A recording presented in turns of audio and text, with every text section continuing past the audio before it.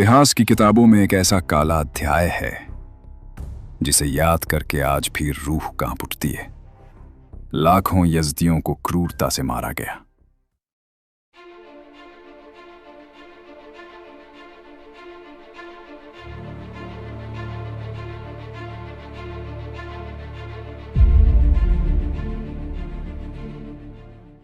Gas chambers में झोंक दिया गया। लेकिन क्यों? आखिर एक शख्स एडोल्फ हिटलर ने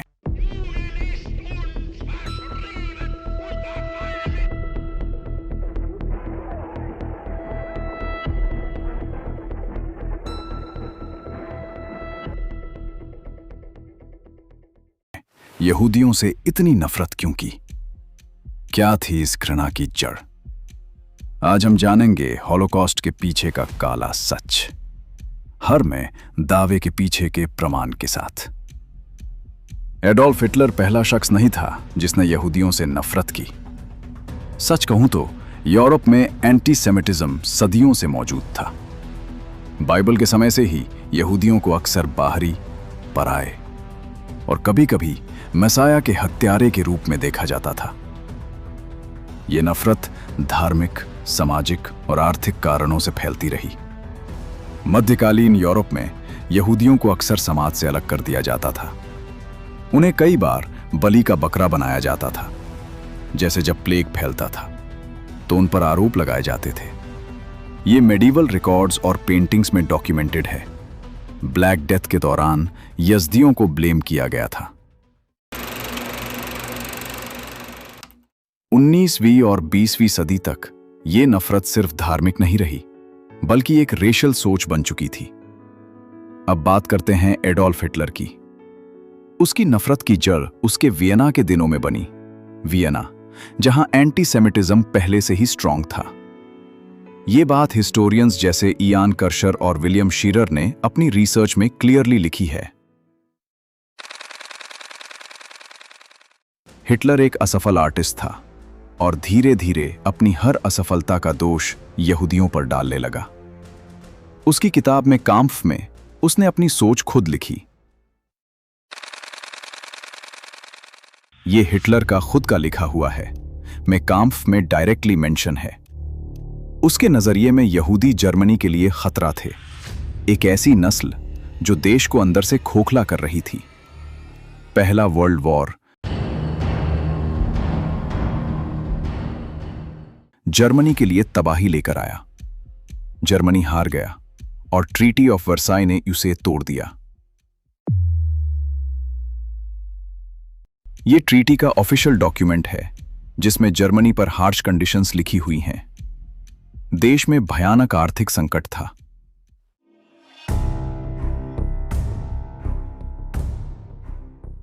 बेरोजगारी, गरीबी हर जगह थी।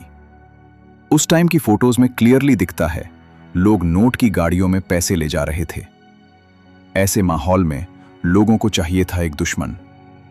हिटलर ने यहूदियों को जिम्मेदार बना दिया। फिर शुरू हुआ प्रोपेगेंडा, जहां सच नहीं सिर्फ झूठ चलाया गया।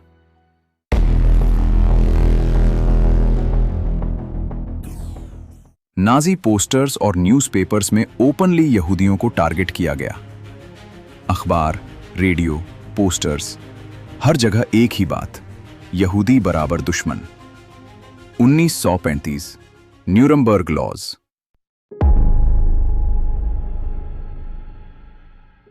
ये ऑफिशियली पास किए गए लॉज थे जिनका ओरिजिनल टेक्स्ट आज भी अवेलेबल है। यहूदियों से उनकी नागरिकता छीन ली गई और उन्हें समाज से अलग कर दिया गया। 1938 क्रिस्टलनाख्त।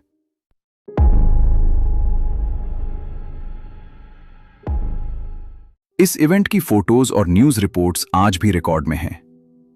घर तोड़े गए, दुकानें जला दी गई और दुनिया देखती रही। लेकिन यह सब सिर्फ शुरुआत थी। असली खौफनाक सच अभी बाकी था। 1942 वेंसी कॉन्फ्रेंस।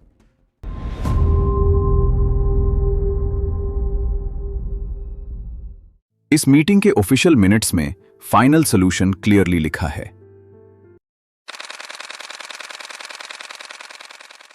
लाखों यहूदियों को कैंप्स में भेजा गया, जहां उन्हें मजबूर किया गया काम करने के लिए। और फिर गैस चेम्बर्स।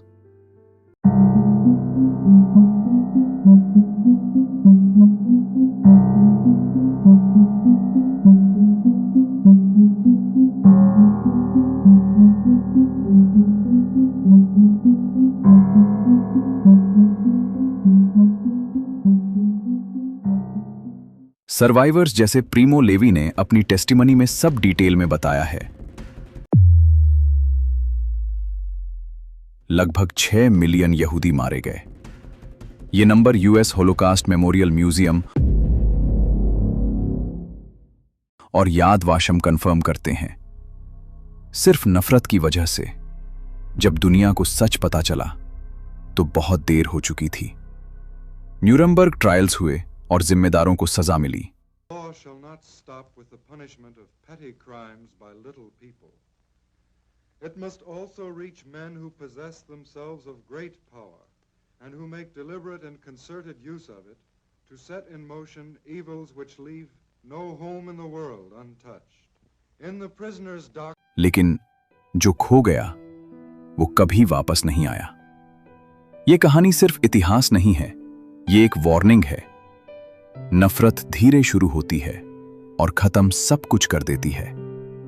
आप क्या सोचते हैं? कमेंट में जरूर बताएं।